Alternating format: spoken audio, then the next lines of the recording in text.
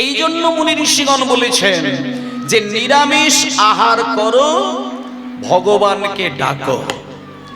আর আমিষ আহার যত বেশি বেশি গ্রহণ করবে, তোমার ভেতরের সাত্ত্বিক গুণটা একটু একটু করে বিলীন হয়ে যাবে।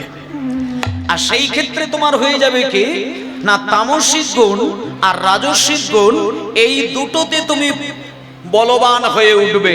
আর রাজসিক গুণ তামসিক গুণ সম্পন্ন ব্যক্তিরা আর কিছু হোক বা না হোক, ভগবানের চরণ ধরে চট করে কিন্তু প্রেমের জলটা তার চরণে ফেলতে পারে না।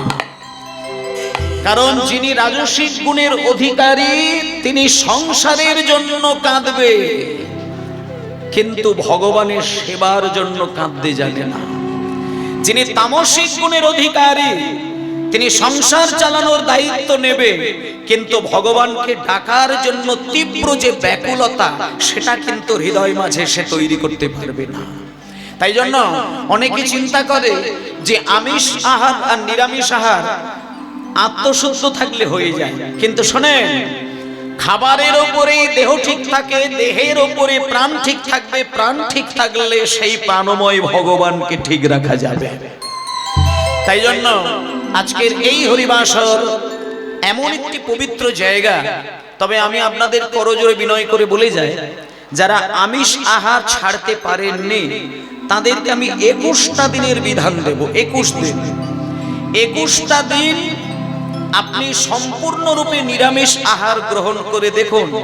আর ওই সাথে দিনে ত্রিসন্ধ্যাকাল আপনি যদি দীক্ষা নিয়ে থাকেন, মন্ত্রটা পাঠ করতে পারেন। আর যদি না নিয়ে থাকেন, অন্তত মহাপ্রভুর চরণে একটুখানি মহামন্ত্র নাম করে যেতে পারেন।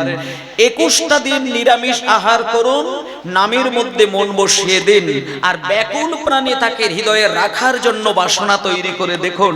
তখন আপনি বুঝতে পারবেন যে নিরামিষ আর আমিষ আহারের সঙ্গে কোনটা আনন্দ আর কোনটা পরমানন্দ।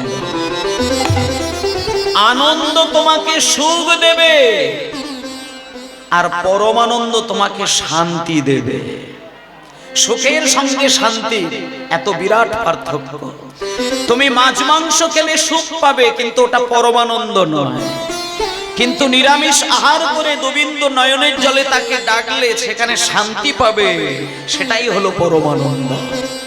তাই মায়েরা, আনন্দ টাকা দিয়ে কেনা যায়, সুখ টাকা দিয়ে কেনা যায়, কিন্তু শান্তি আর পরমানন্দ টাকা দিয়ে কেনা যাবে না।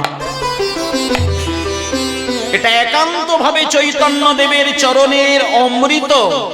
এটা সাধনার দ্বারা, ত্যাগের দ্বারা, বৈরাগ্যের দ্বারা, বাসনার দ্বারা, ব্যাকুলতার দ্বারা নয়নের জল দিয়ে তাকে হরণ করে নিজের হৃদয় ভাণ্ডারে সঞ্চিত করতে হয়। এটা যে মা পেরেছেন তিনি ছাড়া কেউ বলতে পারেন না। আচ্ছা মায়েরা বলুন তো, টিভি দেখে সুখ ভোগ করেন, রঙিন টিভি দেখে সুখ ভোগ করেন, সিরিয়াল দেখে সুখ ভোগ করেন, কিন্তু ওগুলো কি সত্যিকারের সুখ? আপনি দিনের পর দিন দেখে যাবেন, একদিন আপনার চোখের মধ্যে একটা সমস্যা তৈরি করে আপনাকে যন্ত্রণা দেবে। যারা মদ্যপান করে তারা মদ খেলে নিজেকে খুব আনন্দ পায়, কিন্তু ওই মদ খেতে খেতে একদিন তার ভয়ঙ্কর একটা রোগে তাকে যন্ত্রণা দেবে।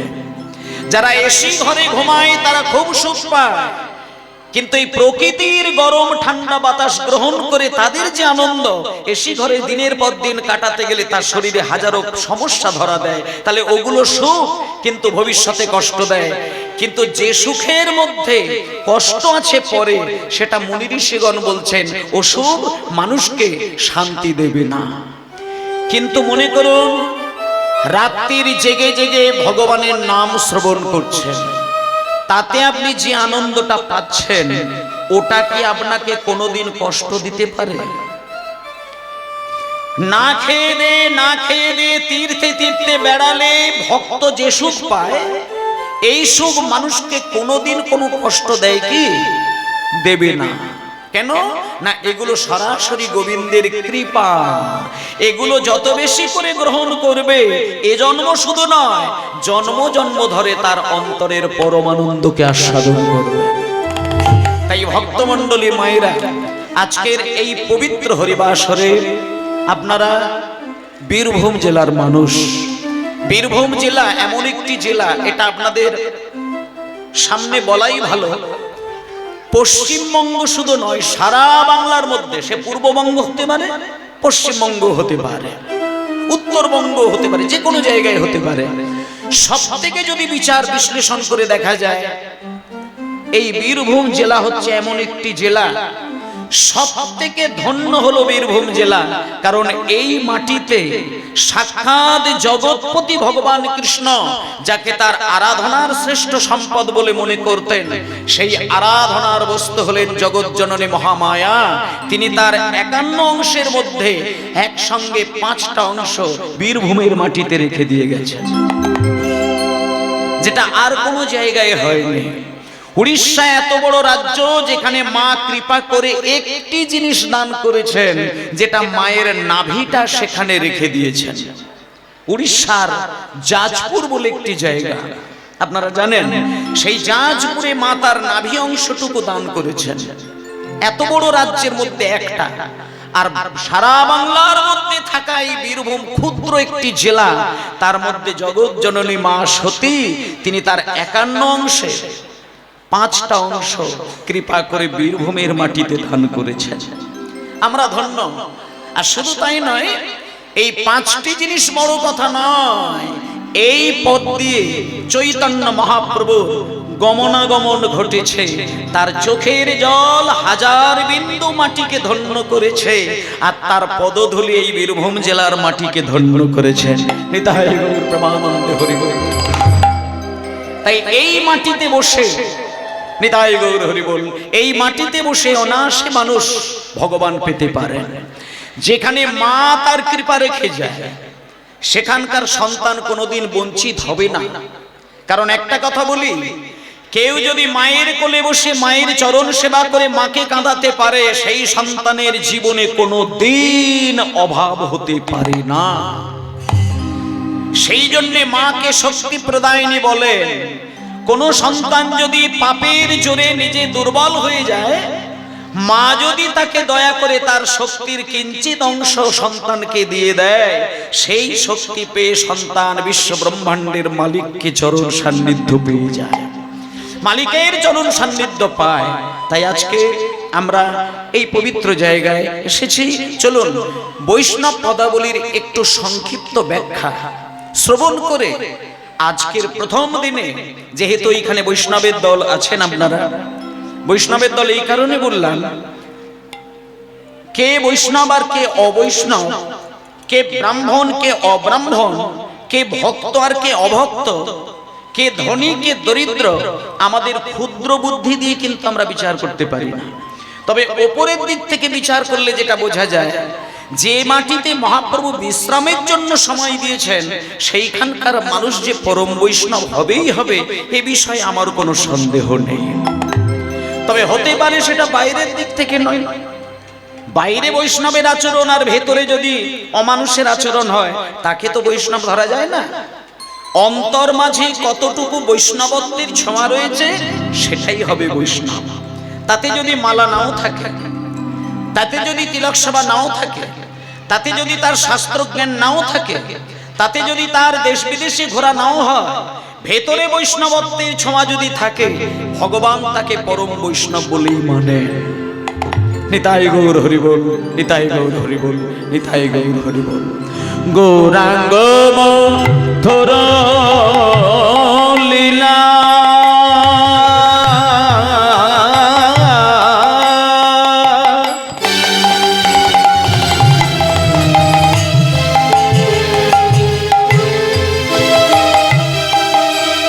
যার করনে প্রবেশিলা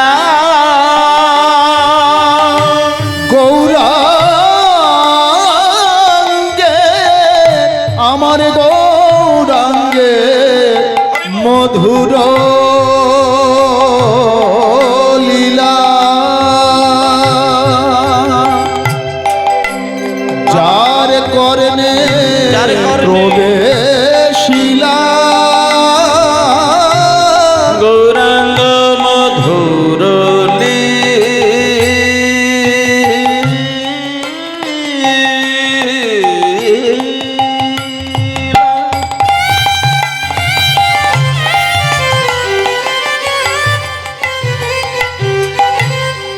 যার কারণে ছোট্ট করে, হ্যাঁ খোলটা ছোট ছোট করে।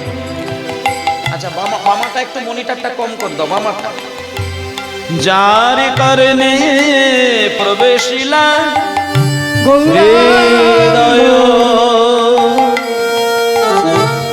হৃদয় দাঁড়াও দাঁড়াও দাঁড়াও মায়েরা, আস্তে একটু আস্তে। গান গাইবার সময় যতটা মনোযোগ দেবেন, কথা শোনার সময়ও ততটাই মনোযোগ দেবেন। কারণটা কি জানেন তো, এখানে যে গানগুলো হবে সেগুলো তো অন্য রসের গান নয়। গানের অনেকগুলো স্কেল আছে, অনেকগুলো পর্যায় আছে। কোন গান শুনলে পরে দেখবেন শিশুদের মন নাচে, কিন্তু বৃদ্ধ বৃদ্ধাদের মন নাচে না। কোন গান বাজলে পরে ইয়াং ছেলে মেয়েদের আনন্দ হয়, কিন্তু শিশু বা বৃদ্ধদের আনন্দ হয় না। আবার কোন কোন গান আছে দেখবেন বয়স্ক মা বাবাদের আনন্দ হয়, কিন্তু ইয়াং ছেলে মেয়েদের আনন্দ হয় না। কিন্তু একমাত্র পৃথিবীতে একটাই সঙ্গীত, একটাই গান, একটাই সাধনার সুর রয়েছে, যেটা বাজলে পরে শিশু থেকে বৃদ্ধ পর্যন্ত আবাল বৃদ্ধ বনিতার সকলের মন গলে যায়। সে হলো চৈতন্য দেবের কীর্তন গান। নিতাই গৌর হরি বল হরি বল। মানে একটা গানই রয়েছে পৃথিবীতে যে গান প্রত্যেকটি বয়সের মানুষকে কাঁদিয়ে দেয়, তা হলো মহাপ্রভুর কীর্তন গান। তাই ওমা, আজকে আমি যে পদাবলীটা দিয়ে কীর্তন শুরু করলাম, একটা দায়িত্ব আপনাদের উপরে আমি দেব। আগামী আরো 4টে দিন কীর্তন আপনাদের এই গ্রামে হবে তো, কিন্তু আমি সকলের উদ্দেশ্যে একটা কথা বলি। কীর্তন গানকে আগামী দিন আরো উন্নত উজ্জ্বল করে যদি মানুষের হৃদয়ে পৌঁছে দিতে চায়, সেখানে শুধু কীর্তনিয়া নয়, আপনারা যারা ভক্তবৃন্দ রয়েছেন সকলের একটা দায়িত্ব থাকার দরকার, যে এখন বর্তমানে কীর্তন গানের সাথে যে সমস্ত অসভ্য গান আর অসভ্য নাচগুলো মিশে গেছে, আমার মনে হয় যে পৃথিবীতে থাকা যতগুলো ধর্ম, সব থেকে নিকৃষ্ট ধর্ম যদি ধরতে হয়, এই সনাতনকে ধরতে হবে। দেখবেন এই সনাতন ধর্মের মধ্যে ভজন সাধনের শ্রেষ্ঠ সম্পদ কীর্তন গান। সেখানে বিভিন্ন সিনেমার ড্যান্স গুলো এসে মিশিয়ে দিচ্ছে, আর তাতে করে কিছু হোক বা না হোক, অন্তত চৈতন্য দেবের চরণে কিন্তু পদদলিত করে দেওয়া হয়। যে কীর্তন গানকে সম্মান দেবে, জানতে হবে চৈতন্যের চরণের সে সেবা দাসী হতে পারবে। বাবা, আলাদা করে মালার প্রয়োজন নেই, আলাদা করে একটা থালা সাজিয়ে মিষ্টি দিয়ে নৈবেদ্য সাজানোর প্রয়োজন নেই, আলাদা করে মোটা মোটা গ্রন্থ মুখস্থ করার দরকার নেই। কলিযুগের ভগবান চৈতন্য দেব তিনি একটা জিনিস শিখিয়েছেন, প্রাণ ভরে কীর্তন গান শুনে গেলে তার দ্বারাই ভগবানের শ্রেষ্ঠ সেবা করা যায়। আর সেই সেবার গান আজকে শোনেন। প্রথম পদাবলিতে লাইনটাতে বললেন, শ্রী গৌরাঙ্গের দুটি পদ, যার ধন সম্পদ কেবল সে জানে ভকতি রস সার। মানে ভক্তি রসের সার তত্ত্বটি তিনি বোঝেন, যিনি কাউকে অন্তত আগে না রেখে যিনি গৌরকে আগে রেখেছেন। তুমি মা কালীকে ডাকবে কি শিব ঠাকুরকে ডাকবে কি দুর্গাকে ডাকবে কি গণেশ ঠাকুরকে ডাকবে, সেটা অনেক পরের বিষয়। তোমাকে জানতে হবে কলিযুগের মানুষের কাছে সর্বশ্রেষ্ঠ ভগবান হলেন আমার সচী মায়ের ছেলে নিমাই। নিমাই যদি বাংলায় জন্ম না নিত, এত সুন্দর কীর্তন রসের ভান্ডার কে এনে দিত? কেউ দিত না। আজকে মাইক নিয়ে কীর্তন গান হচ্ছে, বলুন কেউ কি আমাদের কাছে এসে দাঙ্গা তৈরি করেছে? কেউ কি লাঠি সোঁটা নিয়ে বলছে যে কীর্তন বন্ধ করে দাও? কেউ বলেনি। কিন্তু এককালের ঘটনা বোধহয় আপনারা ভুলে গিয়েছেন, আপনাদেরকে একটু বলি। ইতিহাসগুলো মাঝে মাঝে একটু উল্টে পাল্টে দেখবেন। এককালের ঘটনা, এই বাংলার মাটিতেই চলেছিল। হিন্দু সনাতন ধর্মের মানুষ নিজের মাথার ঘাম পায়ে ফেলে রোজগার করে সেই টাকা দিয়ে নিজের বাবার জায়গায় মন্দির তৈরি করে সেই মন্দিরের ভেতরে আমাদের আরাধ্য দেবতা ভগবানের নাম যদি আমি করি, কিছু বিধর্মী মানুষ ছিল বাংলায় যারা মন্দিরের দরজা লাথি মেরে ভেঙে দিয়ে বাইরে হিড়হিড় করে টেনে নিয়ে জিহ্বা ছেদন করে দিতেন। কিন্তু আজকে কিন্তু সেটা হয় না। কেন জানেন? তার একমাত্র কারণ হলো চৈতন্য মহাপ্রভুর কৃপা।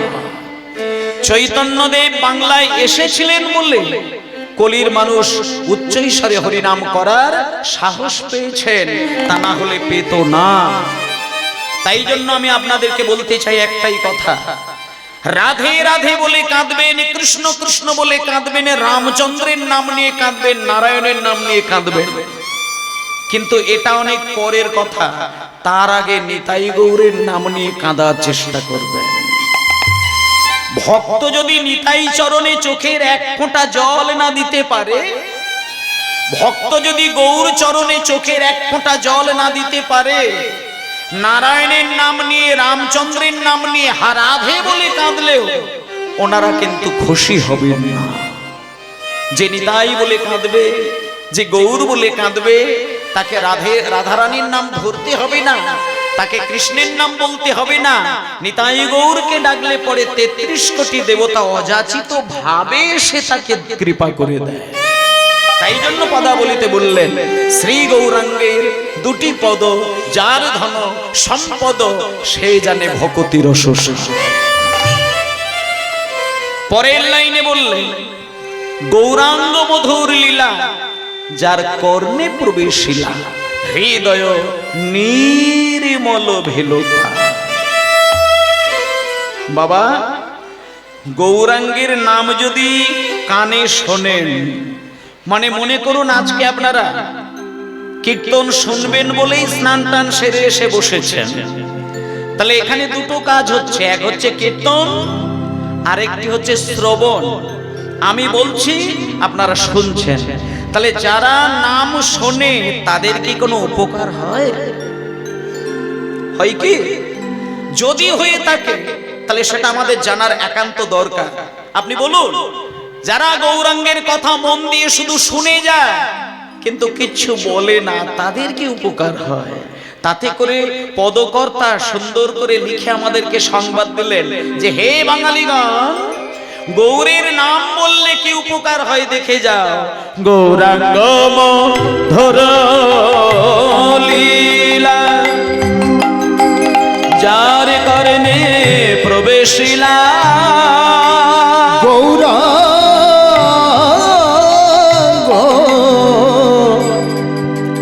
মধুর লীলা যার কর্ণে প্রবেশিলা, গৌরাঙ্গ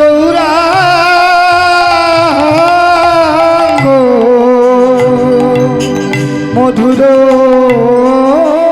লীলা হরিবল কর্ণে প্রবেশিলা, হৃদয় নির্মল ভেলতা, হৃদয় নির্মল ভেলতা, হৃদয় নির্মল ভেলতা, হৃদয় নির্মল ভেলতা। দাঁড়া মায়েরা, বলছে গৌরাঙ্গ লীলা যে মন দিয়ে শুনবে, মানে তার সব থেকে বড় যে উপকার সেটা হয়ে যাবে। সেটা কি না? হৃদয় নির্মল,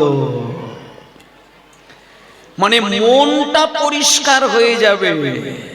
আর মন যদি কারোর স্বচ্ছ হয়, মন যদি কারোর পরিষ্কার হয়, তাহলে তাকে আর মন্দিরে গিয়ে কাঁদবো কাঁদবো বলার প্রয়োজন হয় না। মন্দিরে গিয়ে দরজা বন্ধ করে তুলসী পাতাটা চাপাতে গেলেই কিন্তু চোখ থেকে বিন্দু বিন্দু জল গড়িয়ে যায়। মায়েরা, ছেলে যদি কোনো মাকে একটা বাজে ভাষায় কথা বলে, যে কোনো মা দেখবেন সহজেই কিন্তু ছেলের কথাটা না নিতে পেরে হাউ হাউ করে কাঁদে।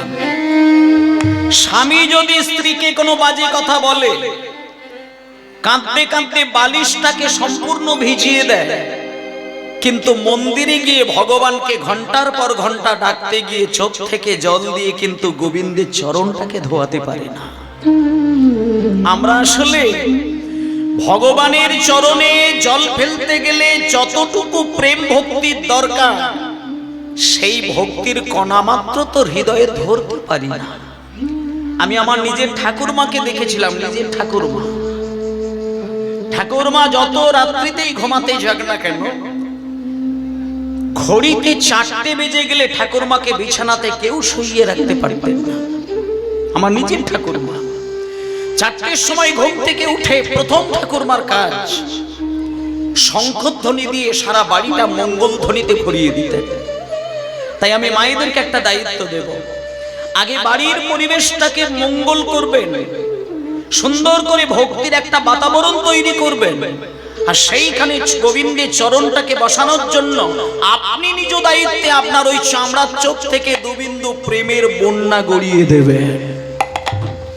দেখুন, মন্দিরে গিয়ে ছেলের কথা, স্ত্রীর কথা, স্বামীর কথা, জমির কথা, এগুলো ধরে ধরে যদি কাঁদেন, আমি আপনাদের একটা পরিষ্কার কথা বলি, কিছু মনে করবেন না, এগুলো হলো মায়ার কান্না। এটা ভগবান কোনোদিন পছন্দ করেন না। যে ব্যক্তি মায়ার কথা ভাবতে গিয়ে ভগবানের কাছে আরতি করতে গিয়ে কাঁদে, ওই চোখের জল ভগবান কোনোদিন পছন্দ করেন না। কিন্তু যিনি প্রেমের কান্না কাঁদেন, সেই ভক্তের কাছে ভগবান নিজেকে বিক্রি করে দেয়। কারণ ভগবান একটা কথা বলেছে, আমাকে পুজো করতে এসে যদি কেউ একটা ফল কুচিয়ে সেবা দেয়, আমি হামাগুড়ি দিতে দিতে শিশুর রূপ ধারণ করে হাতটা বাড়িয়ে দিয়ে তার নিবেদন করা ফল আমি মুখে তুলে দিই। কিন্তু ফল দিতে না পেরে শুধু যদি একটা ফুল তুলে নিয়ে এসে আমার চরণে দেয়, আর শুধু একটাবার যদি বলে যে ঠাকুর আজ আমি তোমাকে কিছুই দিতে পারলাম না, শুধু জঙ্গল থেকে একটা ফুল তুলে নিয়ে এসে তোমার চরণে সেবা দিলাম ঠাকুর, এটা যদি বলতে পারে, আমি কথা দিলাম ভক্তের ব্যাকুল প্রার্থনা আমি ছুটে গিয়ে তার নিবেদন করা ফুলটাও চিবিয়ে চিবিয়ে খাই। একটা কথা মায়েরা বিশ্বাস করবেন, 5 বছরের ছেলেকে আপনি বিষ দিলেন কি অমৃত দিলেন, 5 বছরের ছেলেটা কি বিচার করে মুখে খাবার তোলে? কোনোদিন তোলে না। যেমন শিশুকে খেতে দিলে শিশু কোনো কিছু বিচার না করে অনায়াসে মুখে তুলে দেয়, ভক্ত যখন প্রেমের জল ঝরিয়ে মন্দিরে গিয়ে ডাকে, ভগবান বিশ্বব্রহ্মাণ্ডের মালিক হলেও ভক্তের চোখের জল দেখলে ভগবান বাচ্চা শিশুর মতন হয়ে যায়, আর কিছুই বিচার করে না। তখন শুধু হাত বাড়িয়ে ভক্তের নিবেদন করা প্রসাদ মুখে তুলে দেয়। তাহলে ফল দিলে খায়, ফুল দিলে খায়, পাতা দিলে খায়, কিন্তু 4 নম্বরে যেটা বললেন সেটা সব থেকে বিরহের জায়গা।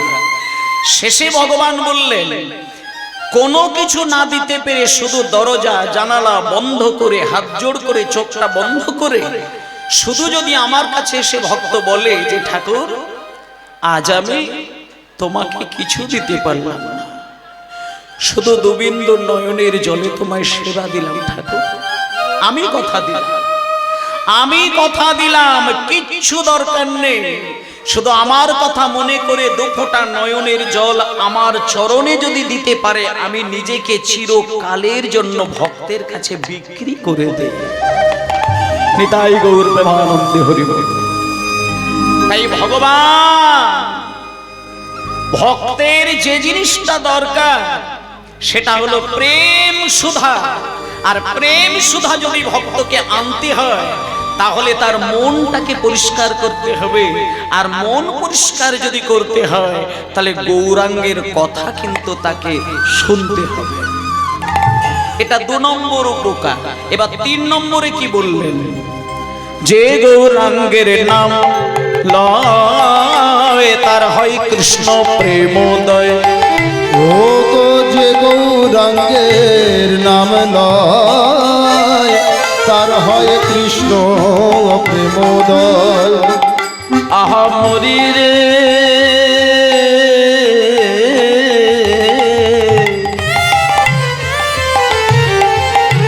যে গৌরাঙ্গের নাম লয় তার হয় কৃষ্ণ প্রেমোদয়। যে গৌরাঙ্গের নাম লয় তার হয় কৃষ্ণ সমুদয়। তারে মই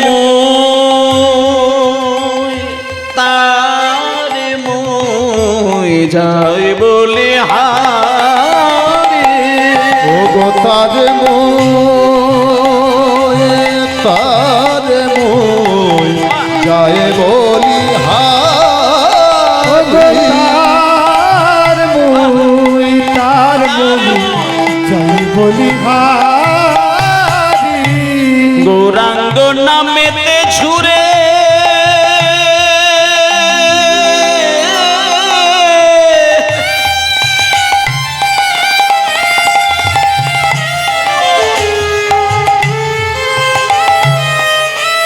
গৌর বলে কাঁদে পারে। ওই গৌরাঙ্গের নামে সবাই বলুন নিতাই গৌর হরি বল। ঘুরে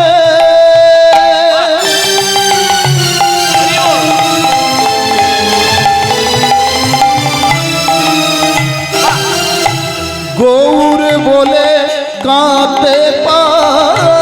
সে জন ভক্তি অধিকারী, সে জন ভক্তি অধিকারী। সে জন্ম ভক্তির অধিকারী, সে জন ভক্তি অধিকারী। বাহ! যে গৌরাঙ্গের নাম লয় তার হয় কৃষ্ণ প্রেমের উদয়। এই তো। ও বাবা, এতগুলো উপকার যদি একটা পদাবলিতে পাওয়া যায়, শত শত পদাবলী যদি আমরা হৃদয়ের মধ্যে ধরে রাখতে পারি তাহলে আমরা কত উপকার পেতে পারি। ভক্তমণ্ডলী মায়েরা, এত সুন্দর পদ যিনি লিখেছেন তিনি কে? গৌরাঙ্গের সঙ্গী গণে নিত্য সিদ্ধ করি মানে। গৌরাঙ্গের সঙ্গী গণে নিতাই গৌর হরি বল। মানে সঙ্গী গণে নিত্য সিদ্ধি করি মানে। সে যাই ব্রজেন্দ্র সুত ব্রজেন্দ্র সুত সে যায় ব্রজেন্দ্র সুত গৌর মণ্ডল ভূমি যে বাজানে চিন্তামণি। গৌর মণ্ডল ভূমি যে বাজানে চিন্তা তার হয় ব্রজ ভূমি বা তার হয় ব্রজ ভূমে বা। ছোট্ট ছোট্ট করে। তার হয় ব্রজ ভূমি বা তার হয় ব্রজ ভূমে বা। গৌর প্রেম রসার নবে সে তরঙ্গে যে বাডবে। ও গৌর প্রেম রসার নবে সে তরঙ্গে যে বাডবে। সে রাধা মাধব অন্তরঙ্গ হয়। সে রাধা মাধব অন্তরঙ্গ সে বাডব অন্তরঙ্গ। যারা গৃহে বাবনেতে থাকে, গৃহে বাবনেতে থাকে হা গৌরাঙ্গ বলে ডাকে। গৃহে বাবনেতে থাকে হা গৌরাঙ্গ বলে ডাকে। গৃহে বাবনেতে থাকে হা গৌরাঙ্গ বলে ডাকে। নরোত্তম মাগে তার সঙ্গ। নরোত্তম হরি হরি বল। সঙ্গ। নরতম মাগে তার সঙ্গ, নরোত্তম মাগে তার সঙ্গ, সঙ্গে করে নিও হে, সঙ্গে করে নিও হে, সঙ্গে করে নিও হে, সঙ্গে করে নিও দাস হে। নরতমের এই মিনতি সঙ্গে করে নিও হে, দাস নরোত্তমের এই মিনতি সঙ্গে করে নিও হে। বলিও হে গৌর ভক্তগণ সঙ্গে করে নিও হে, বলিও হে গৌর ভক্তগণ সঙ্গে করে নিও হে। ও হে গৌর ভক্তগণ সঙ্গে করে নিও হে, ও হে গৌর ভক্তগণ সঙ্গে করে নিও হে। ও হে গৌর ভক্তগণ চরণে শরণ নিলাম হরিব, ভক্তগণ চরণে শরণ নিলাম, ও হে গৌর ভক্তগণ, চরণে শরণ নিলাম, ও হে গৌর ভক্তগণ, চরণে শরণ ও হে গৌর ভক্তগণ, চরণে শরণ নিলাম, ও হে গৌর ভক্তগণ সঙ্গে করে নিও হে, সঙ্গে করে নিও হে, সঙ্গে করে নিও হে। কিন্তু বাঙালি একদিকে যেমন ভাগ্যটা ভালো করেছেন, আর একদিকে বাঙালির দুর্ভাগ্যের কপাল। কেন জানেন? বাঙালি কীর্তন সম্পদ মহাপ্রভুর হৃদয়ের ভান্ডার থেকে পেলেন, কিন্তু সেই কীর্তন ভান্ডারকে, অমৃতের ভান্ডারকে পরিপূর্ণভাবে সম্মান দিতে গেলে যে বিদ্যা, যে বুদ্ধির দরকার, সেটা বাঙালিদের খুব অল্প দেখা যায়। যদি সেটা দেখা যেত যে হ্যাঁ, কীর্তন আমাদের কাছে একটা ভজন সাধনের মূল মন্ত্র, এই কীর্তনের দ্বারা ভগবানের সেবা খুব শীঘ্র করা যায়। কেউ যদি বোবা হয়, কেউ যদি কালা হয়, কেউ যদি অন্ধ হয়, কেউ যদি খোঁড়া হয়, তাদেরকে মন্ত্র জানলে বা মন্ত্র বললে বা মন্ত্র শ্রবণ করলেই যে ভগবানের সেবা হবে তা তো হয় না। দেখুন, মুখে আপনি কি কথা উচ্চারণ করলেন। আচ্ছা, মনিটরের ভলিউমটা কমে গেছে, মনিটরটা বাড়িয়ে দিতে হবে একটু। বাইরে যেটা আছে মনিটরটা, মায়েরা, আমরা মুখে কোন কথাটি উচ্চারণ করলাম তার দ্বারা ভগবানের সেবা কিন্তু হবে না। ভগবান ভক্তের যে জিনিসটার দিকে পাগল হয়ে তাকিয়ে থাকেন, সেটা হলো ভক্তের একান্ত অন্তর থেকে কতটা মিষ্টি আবেগ ছড়িয়ে পড়ছে। কারণ আবেগ যদি তোমার সুমধুর না হয়, তাহলে তুমি ভগবানের চরণটাকে ধরতে পারবে না। হয়তো তোমার টাকার গরম থাকলে তুমি বাড়ির উঠানে একটা মন্দির তৈরি করতে পারো, যদি টাকার বল থাকে সেটা পারো। যদি পয়সার গরম থাকে, দেশে বিদেশে ঘুরতে পারো। পয়সার গরম থাকলে তুমি মোটা মোটা তুলসী মালা, জপের মালা, তিলক সেবা করা, ধুতি পাঞ্জাবি পরা, এইগুলো হয়তো তুমি পারলেও পারো। কিন্তু ওইগুলোই যে ভগবানকে সেবা করার মূল রাস্তা তা কিন্তু নয়। ভগবানের সঙ্গে ভক্তের মিলনের মূল মন্ত্র হলো তার একান্ত অন্তর মাঝে যা দেখা যায় না কিন্তু অনুভব করা যায়, সেটি হলো অতি মিষ্টি মধুর একটা আবেগ। সেই আবেগটি কেমন করে তুমি পুজো করতে গিয়ে, নাম শ্রবণ করতে গিয়ে তার চরণে দিতে পারলে, তার দ্বারাই ভগবান ভক্তের কাছে ধরা দিয়ে দেয়। নিতাই গৌর প্রেমানন্দে হরি বল। আর আজকের এই পানুরিয়া গ্রামে নিত্যানন্দ এবং শ্রী চৈতন্য মহাপ্রভু, তিনি তার অন্তরের মধ্যে থাকা যে অমৃতের ভান্ডার, সেটা তিনি কীর্তন গানের মধ্য দিয়ে দিয়ে দিয়েছেন। আর আজকে হচ্ছে কীর্তন গানের প্রথম দিন, আর আগামী কাল থেকে, আজকে থেকে 5টা দিন ধরে কীর্তন চলবে। হ্যালো, সাউন্ডটা ঠিক ঠিক মানে একটুখানি ভেতরে এসে বসো, বুঝতে পারবে। তাহলে ভং ভং ভং ভং করছে, সাউন্ডটাকে ফ্রেশ করতে হবে। জয় নিতাই, জয় নিতাই, জয় নিতাই।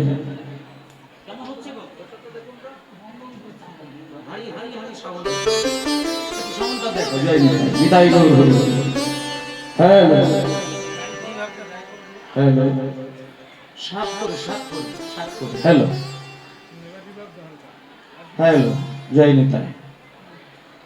হ্যালো হ্যালো হ্যালো আচ্ছা ঠিক আছে, বাইরের দিকটা একটু ঠিক করে রাখতে, এদিকে যা পারে হোক ছেড়ে দাও। সবাই বলো নিতাই গৌর প্রেমানন্দে হরি বল হরি বল হরি বল। আচ্ছা, তাহলে চৈতন্য মহাপ্রভুর চরণের স্বাদ যদি আমরা পেয়ে থাকি, তাহলে ৩৩ কোটি দেবদেবতাকে কিন্তু আমরা অনায়াসে ধরতে পারি। আর আজকে মায়েরা, আমরা ভগবানের সেবা করি কেন, ভগবানের নাম করি কেন, ঠিক আছে ঠিক আছে, ভগবানকে এত ডাকি কেন, এইগুলো সম্পর্কে কয়েকটি কথা বলি আপনাদের। নিরামিষ আর আমিষ, এই নিয়ে সনাতন ধর্মের মধ্যে যুদ্ধ ঝগড়া তর্ক বিতর্ক বিগত দিনেও ছিল, এখনো আছে, আগামী দিনেও থাকবে। কিন্তু আপনাদের কাছে আমি একটা পরিষ্কার করে বলি, আমরা 4টে জিনিসের উপরে কিন্তু দেহটাকে শুদ্ধ করতে পারি। 4টে জিনিসের উপর আমাদের দেহের মধ্যে যেটা ঘটে সেটা হলো খাদ্য গ্রহণ করা, আর পাচন তন্ত্রের কাজটা পরিষ্কার হওয়া, আর সেখান থেকে আত্মীকরণ ঘটবে, আর মল ত্যাগ হবে। তাহলে খাদ্য, পাচন, আত্মীকরণ, মলত্যাগ।